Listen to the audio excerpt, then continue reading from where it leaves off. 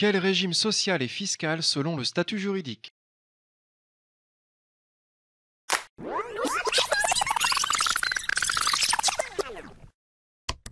Pour un créateur ou un repreneur d'entreprise, le choix de la structure juridique est important car il détermine la façon dont il pourra honorer ses impôts et sa couverture sociale. À partir de 2018, le régime RSI disparaît pour laisser place à la SSI, la sécurité sociale pour les indépendants. Nous allons décliner ici les options fiscales et sociales pour chaque forme juridique. D'abord, l'entreprise individuelle. Elle offre automatiquement l'option fiscale de l'impôt sur le revenu. Cela signifie que les impôts et les cotisations sociales sont calculés sur la base de ce que gagne réellement l'exploitant. Le régime social de l'entrepreneur individuel est exclusivement celui du travailleur non salarié, le TNS. Cela signifie que vous êtes automatiquement affilié à la sécurité sociale pour les indépendants, la SSI, l'ex-régime RSI. Il en va de même pour le conjoint collaborateur. Le micro-entrepreneur, qui est une variante de l'entreprise individuelle, n'offre que des options forfaitaires, c'est-à-dire que les impôts et les cotisations sociales sont calculés sur la base d'un pourcentage du chiffre d'affaires réalisé. On parle ici des encaissements réalisés face client. Ici aussi, le dirigeant est exclusivement TNS rattaché à la SSI. Il en va de même pour le conjoint collaborateur.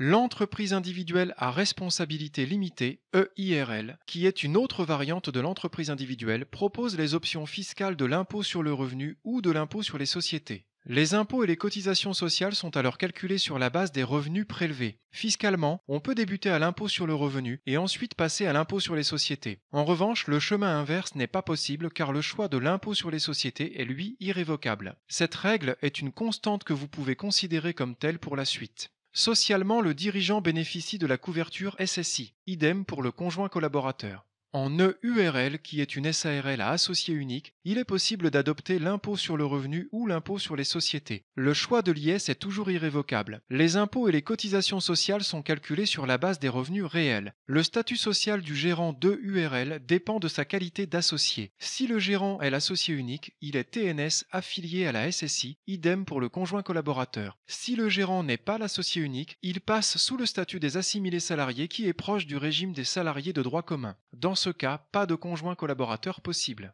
En SARL, il est possible de choisir l'impôt sur le revenu ou l'impôt sur les sociétés. Le choix de l'IS est irrévocable. Les impôts et cotisations sont calculés sur la base des revenus réels. Socialement, le gérant minoritaire ou égalitaire, avec 50% des parts, est assimilé salarié et l'option du conjoint collaborateur n'est pas possible. Le gérant majoritaire avec plus de 50% des parts est lui TNS affilié à la SSI et l'option du conjoint collaborateur est possible. Cependant, pour déterminer le régime social du dirigeant de la SARL, il existe une spécificité pour établir votre minorité ou votre majorité. Les parts des cogérants s'additionnent, ainsi que celles des conjoints mariés ou pacsés ou encore celles des parents et enfants mineurs. Par exemple, deux cogérants avec chacun 40% des parts ne constituent pas deux cogérants minoritaires. Sur le plan social, ils ne font qu'un avec un global de 80%. Ils seront donc tous deux considérés comme majoritaires et automatiquement affiliés à la SSI. En SAS, comme en SASU, qui est une SAS à associé unique, il est possible d'adopter l'impôt sur le revenu ou l'impôt sur les sociétés, mais le choix de l'IS est toujours irrévocable. Les impôts et cotisations sont toujours calculés sur la base des revenus réels. Ici, le représentant légal de la société se nomme le président.